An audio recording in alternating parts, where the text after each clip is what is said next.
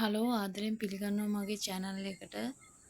ඔයාලා මම ආදරෙන් ඉල්ලනවා මාව subscribe කරලා එකතු වෙන්න කියලා. මම අද ඔයාලට කියලා දෙන්න යන්නේ මේ රසම රස පරිප්පු කරි එකක් කොහිල දාලා මම ගත්ත පරිප්පු ටිකක් කොහිලදළු ටිකක් අරන් තියෙනවා. මම පරිප්පු ටික හොඳට 3-4 පාරක් හොදලා තමයි අරන් තියෙන්නේ. මම ඒකට කහ ටිකක් එකතු කරනවා, මිරිස් කුඩු ටිකක් එකතු කරනවා. ලුණු අවශ්‍ය ප්‍රමාණයට දාගන්න ඔයාලා. හැබැයි මම මේකට මේ උළුහල් ටිකකුත් එකතු කරනවා. මේ ලුණු ටිකකුත් එකතු කරනවා. මේ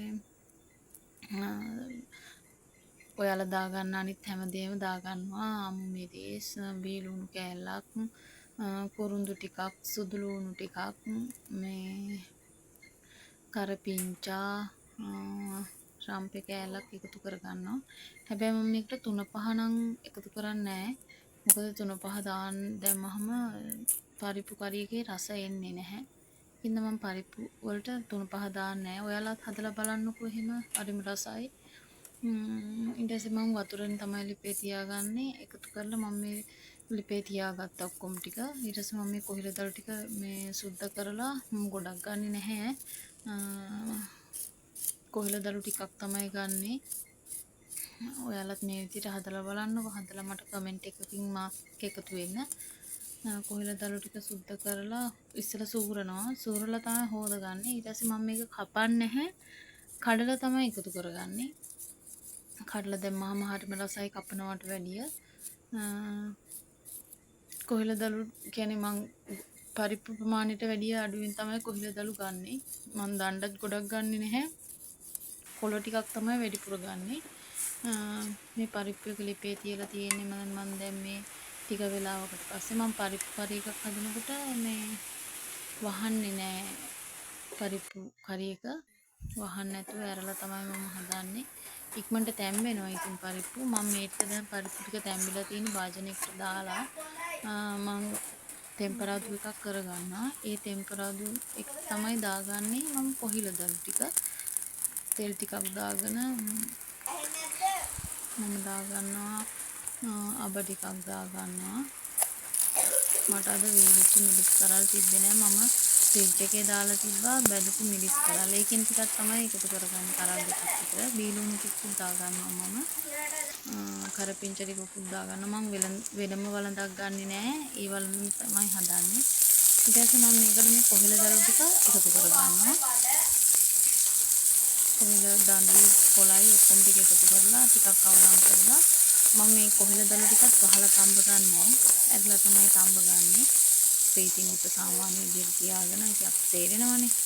අපි ඒ විදිහට තමයි මම මේකට ලුණු චුට්ටක් එකතු කරනවා. මම පරිප්පුකට ලුණු ටිකක් දාගෙන තියෙන්නේ. මට තේරෙනවා ඉතින් චුට්ටක් දැම්මනම් හොඳයි කියලා. කහ කුඩු චුට්ටකුත් එකතු කරගන්නවා මම. ලස්සන පාටක් එනවනේ. මේ කුඩු ටිකකුත් ආයෙමත් එකතු කරගන්නවා. ගොඩක් ඕනේ නැහැ. කුඩු තමයි එකතු කරගන්නේ. මොකද මම පරිප්පු කරි එකටත් ඔක්කොම ටික දාගෙන තියෙන්නේ. ඊට පස්සේ චුට්ටක් මෙහෙම වහන්න නැතුව ඔහොම කවලම් කරලා ඔහොම තියාගන්න ඕන චුට්ටක් වෙලා. කොහිලදළු හොඳටම තැම්බෙන්න ඕනේ. එතකොට ගුණක් නැහැ. ගොඩක් තැම්බුණාම මම ඊට පස්සේ තක්කාලි කෑල්ලක පොඩි කෑල්ලක් එකතු කරනවා. සමහරක් අය නම් පරිප්පු වලට තක්කාලි දානවා. සමහරක් අය දාන්නේ නැහැ. මම නම් පොඩි කෑල්ලක් දාගත්තා මේ කොහිලදළු වලට. ඊට පස්සේ දැන් මේක දැන් මට තේරෙනවා තැම්බිලා ගන්නට ඇති කියලා. මම ඒකට තමයි එකතු කරගන්නේ පරිප්පු ටික. මම කිරි ටිකක් ප්ලාස්ටි කරගෙන තියෙන එක. මම කිරි ටිකක් දාගන්න. ඊට පස්සේ මම මේකට මිටි කිරි ටිකක් දාගන්නවා.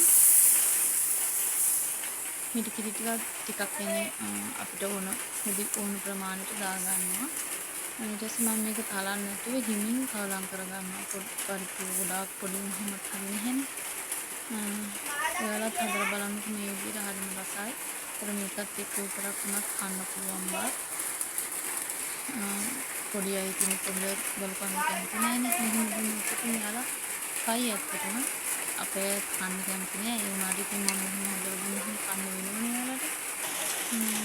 ඔයාලත් හදලා බලන්නකෝ මේ විදිහට. ඇත්තටම රසයි. මේ විදිහට හදලා බලලා ඔයාලත් මට කමෙන්ට් එකක් දාන්න. මාත් එක්ක එකතු වෙන්න කියලා ආදරෙන් ඉල්ලනවා. මාව subscribe කරලා මගේ වැරදි අඩුපාඩු කියලා ඔයාලා මාත් එක්ක එකතු වෙයි කියලා මම විශ්වාස කරනවා. එහෙනම් ගිහින් එන්නම් අදට. හැමෝටම බුදු සරණයි.